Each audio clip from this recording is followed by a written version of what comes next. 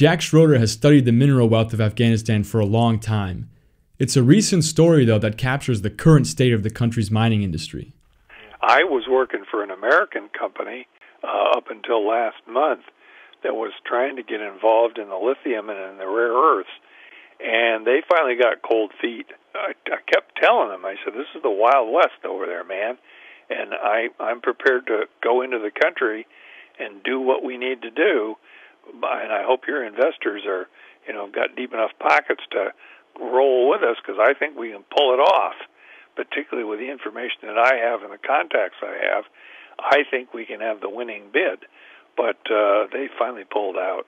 And they never said why, but I know it's because they really didn't understand the Wild West nature of working in a country like that. Schroeder is a geology professor at the University of Nebraska and a mining consultant. He claims the resources are there, but few are willing to take the risks to extract them. The mineral wealth of Afghanistan is no secret. For centuries, Afghans have used crude techniques to extract gemstones that were once traded on the Silk Road. Modern assessments started in the 1950s and 60s when Soviet geologists began documenting the region's resources. Since then, the world has intermittently forgotten and remembered Afghanistan's potential wealth. But Schroeder, who began working in Afghanistan in the 70s, has always been preaching their value. And in fact, I've been publishing that for over 30 years now, that Afghanistan could be raised by its own bootstraps by these rich resources. But of course, you have to have the willingness of the Afghan population to allow these resources to be mined, or otherwise they're going to be shooting at foreigners trying to steal their resources. There's a laundry list of minerals present in the country. There are metals like copper, iron, nickel, gold, silver, and aluminum. There are gemstones, emeralds, rubies, topaz, and the world-renowned lapis lazuli. There are also industrial minerals like graphite, brick clay, sulfur, and rare earth elements including lithium. Plus building materials, marble, granite, limestone, and sandstone. So what is being done with all these resources?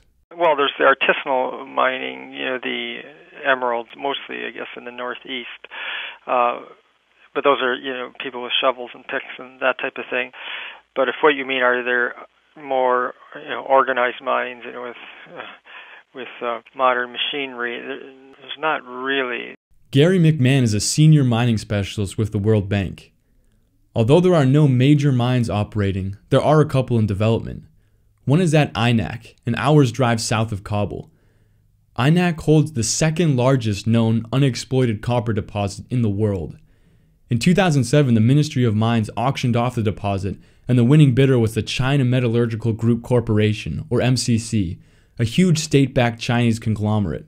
The process was cast in doubt when Afghan authorities arrested ex-Minister of Mines Ibrahim Adel on accusations that he took a $30 million bribe from MCC.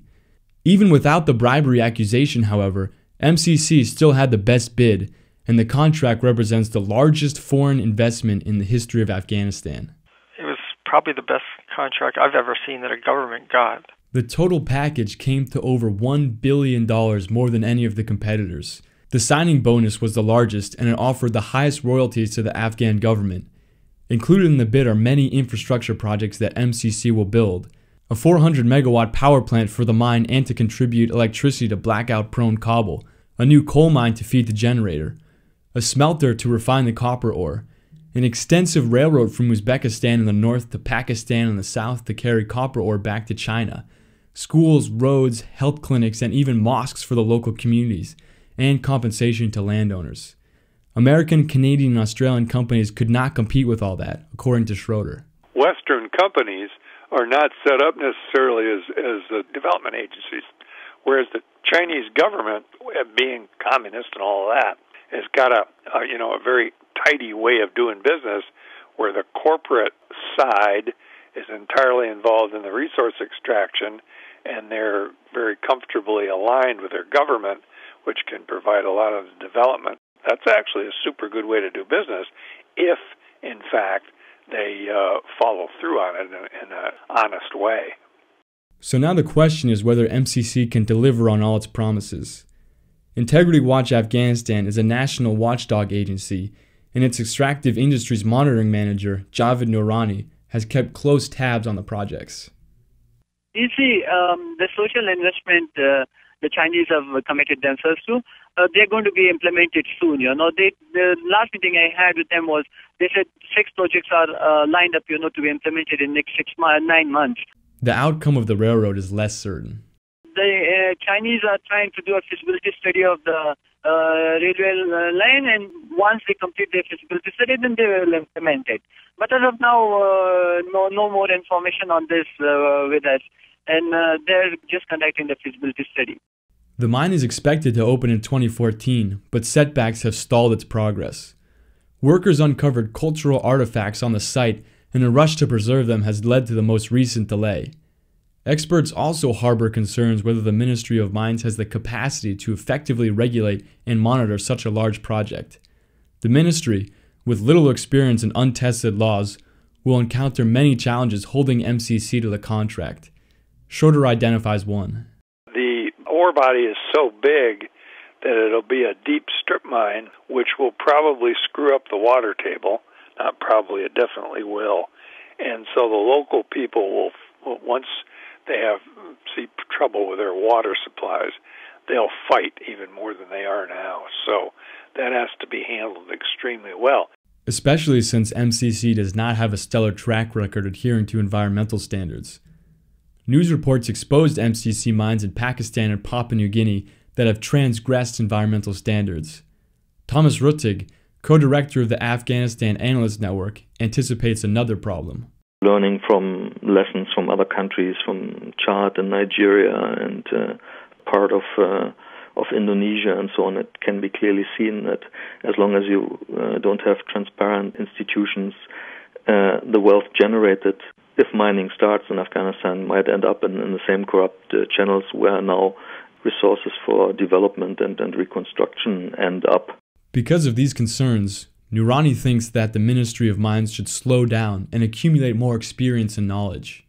Why are you in a hurry to give more concessions if your capacity is not proportionate to the kind of investment you're inviting? It's like, it will exhaust the existing capacity within Ministry of Mines. So we're telling them, please acquire more capacity, so that you can monitor and regulate things. Otherwise, you won't be in a position to do that.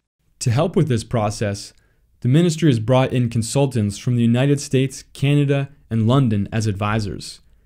The country has also applied for membership to the Extractive Industries Transparency Initiative, a global organization that holds member countries to responsible use of natural resources. With this oversight, the Ministry of Mines started the bidding process for the other well-documented deposit in Afghanistan, the Hajagak iron deposit. It's not as well explored as INAC, but it's still classified by the British Geological Survey as world-class, containing an estimated 1.8 billion tons of iron ore. The ministry has received 6 bids for the deposit. 2 of them come from firms in India, as well as 2 from Iran, 1 from the US and 1 from Canada. One of the Indian bids, the early favorite, is a consortium led by state-run Steel Authority of India. The range of countries involved in the bidding has led some to describe the competition for resources as the new great game. Afghanistan's got the potential, and I'm optimistic that the place will get cleaned up and get developed, but it also has the potential because of all the players involved, India, Pakistan, China, Iran, that are messing around in the country. It has the potential to be even a worse swamp in 10 years than it is now. In all, though, Jack Schroeder is more of an optimist, so he thinks Afghanistan has the potential to come out as a reasonably developed and educated country. This will depend on the government's ability to responsibly manage revenue from the mines, and also whether it can maintain a secure environment that will attract more investors. After all, the minerals aren't worth much when they're stuck in the ground. For War News Radio, I'm Jared Nolan.